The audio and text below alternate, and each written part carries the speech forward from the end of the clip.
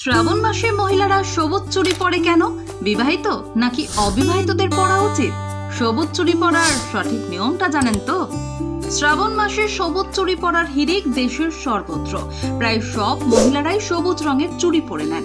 তবে এই চুড়ি বিবাহিত মেয়েদেরই পরা উচিত, এমনটাই বলছে শাস্ত্র।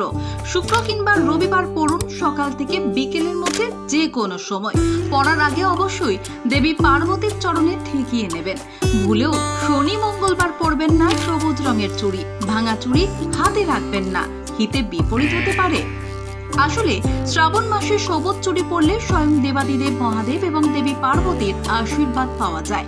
সবুজ রঙের চুড়ির অনেক মাহাত্ম্য, যেমন সবুজ রঙকে বুদ্ধির প্রতীক বলা হয়। এছাড়াও জ্যোতিষশাস্ত্র অনুযায়ী সবুজ রং বুধ গ্রহকে নিশানা করে। বুধ গ্রহ যেহেতু কমিউনিকেশন এবং ব্যবসার সঙ্গে যুক্ত, তাই সবুজ রঙের কিছু পরলে বুধ গ্রহের উন্নতি হয়। শুধু তাই নয়, সবুজ রং সৌভাগ্য এবং সুখ সমৃদ্ধির প্রতীক। কেমন লাগলো আজকের এই ইনফরমেটিভ ভিডিওটি? জানাতে ভুলবেন না কিন্তু কমেন্ট করে। এই ধরনের আরো মজাদার ভিডিও পেতে চ্যানেলটি সাবস্ক্রাইব করে আর ফেসবুক থেকে দেখে থাকলে পেজটি ফলো করে পাশে থাকুন। ধন্যবাদ।